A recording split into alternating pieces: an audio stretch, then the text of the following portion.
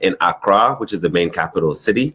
I generally like to say, liken it to New York or London or Sydney, any of these, top tier cities, especially when it has to do with real estate. Reason I say that is,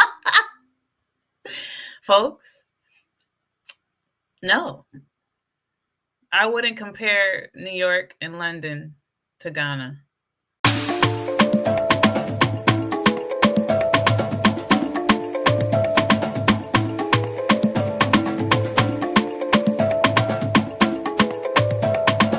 if our real estate market is quite developed. I'll speak a little bit. I'll have Tui come in also on this because he also has quite a bit of expertise. I had to stop right there, folks. He said quite developed. I want to elaborate on that. There is procedure. There is things in place. It's not like you go over there and it's like there's nothing. Okay. The issue is there's no consequences if you don't follow that procedure, which is why land litigation is the number one issue in Ghana. Okay. So is he correct? Yes. On a macroeconomic level, 100% correct. But on a microeconomic level, which means your individual situation, I do not agree with what he said. Overall, there's a process, there is a procedure to follow for anyone in real estate. But there is no consequences if you do not follow that procedure. So I just wanted to sneak that in there because that's why I'm here, to bridge the gap. But first thing I'll say is we have a very developed real estate market. A lot of people think that, it's Africa, so, when we come in here, things are going to be cheap. It's going to be built terribly. We don't have, construction technology. We have no idea what we're doing. But if you're in Ghana, for half an hour to an hour, you leave the airport and you drive around in any direction, you'd realize that, no, we're actually quite serious about what we're doing here. We've got multi-lane roads, we've got highways, interchanges, 30-story buildings. We've got multiple types of development all over the place. In Accra, which is the main capital city, I generally like to say, liken it to New York or London or Sydney, any of these, top tier cities, especially when it has to do with real estate. Reason I say that is, folks, no, I wouldn't compare New York and London to Ghana. Now, it's not like you're going to go over there and just roll on dirt everywhere you go. But to say that comparison, no, sir. No, sir. Yes. So no, we had no accountability. That's exactly what I mentioned. Yep. There's no accountability. So yes, there's a structure in real estate in Ghana, but there's no accountability. And that's what we need to know. So it'll help you when you start your journey. Is one, our pricing currently. Ghana is not the largest country by size. We have a population of about 33 million at the moment. Accra has about 5 million people there, give or take. But like Tui said earlier on, our middle class is expanding rapidly and quite aggressively.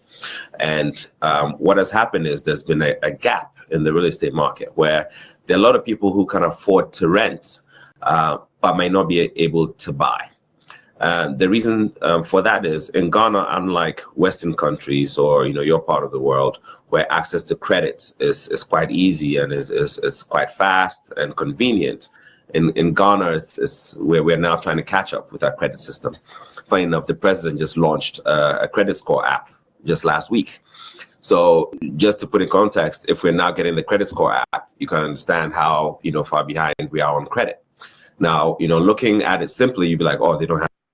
Ooh, let's talk about this comment. No way it's high quality life. Maybe in Club 223 or in East Legon, no way can you live in the isolated areas. You have to get out and see the third world. So now he brought up credit. What do you guys feel about this? Do we want credit in Ghana? Do we want to repeat the Western way of debt? Do we want to bring that? Because in Ghana, everything's cash. When you go to Ghana, you drive through it. Even when I was in Tanzania, I saw the same thing. Half completed buildings, half completed homes. Why? Because everything's cash. I remember when I first got off the plane and I was going to see my first land, and I looked everywhere. I said, why? What's up with all these unfinished buildings? And my tour guide, that wasn't really a tour guide, a whole different story. He said, we pay for everything cash. So you build what you can pay for, and then you have to wait, save up more money, and then you build, right? And I think that's an awesome concept. We're not taught that. We're taught get into debt, get a mortgage. Ooh, you lost your job. You're already living paycheck to paycheck. Now your house is gone. Okay. So he says, no way, the UK. Yeah, no way. Alive, you said no. BCB, New York or London? I'm assuming with the laughing signs. Yeah, folks, when he said that, I said, no, sir. No, sir. No way. No way like the UK. No way. And here, Israel, the credit trap is not the way. We're about to have a good discussion right now, because if I did not have corporate credit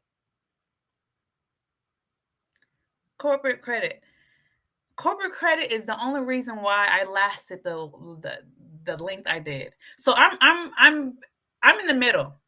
I can see credit helping, and I can see credit not working when you don't know how to work it, right?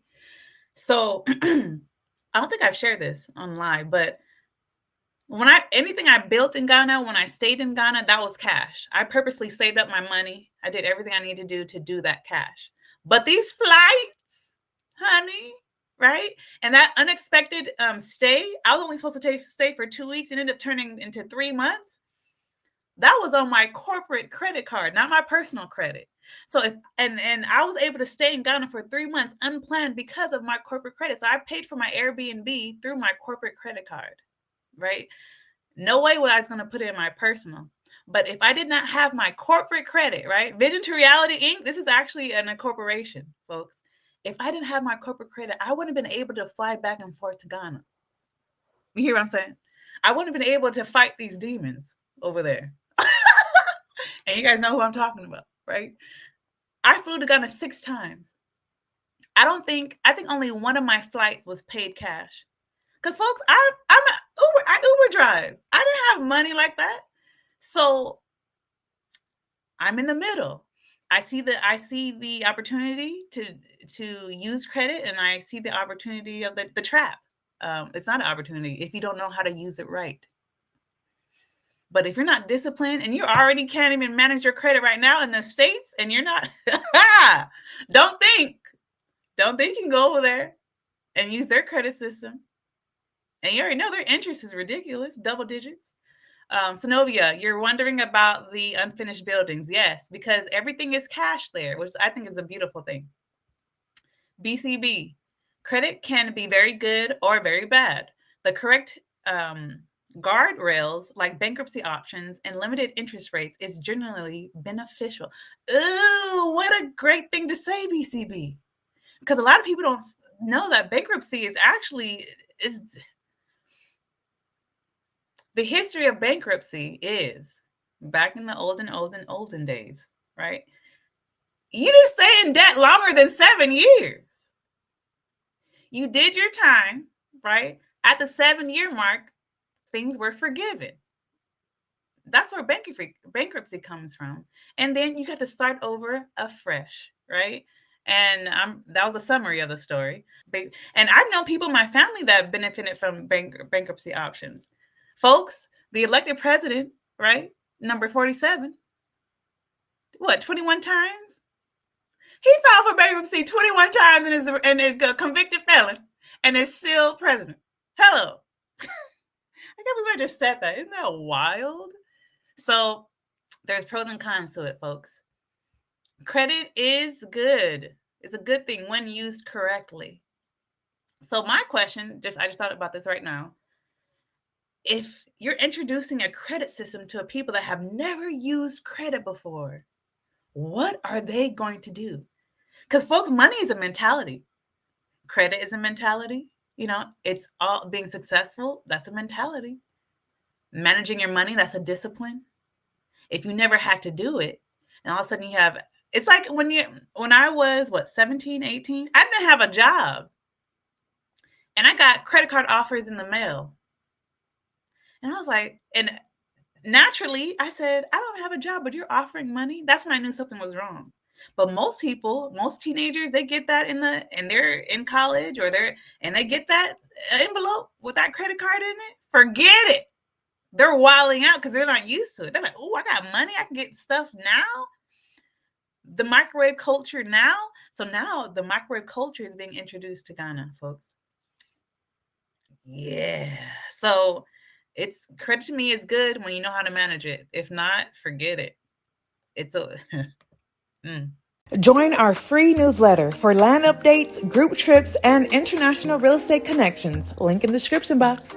Now available, ebooks and e-workbooks to mentally and emotionally prepare you to visit, repatriate, or buy land in the motherland. And the authentic handmade kente cloth I got from Kumasi, Ghana is now a home decor line made by yours truly. Get a piece of the motherland until you can visit yourself. Click the link in the description box to visit my store.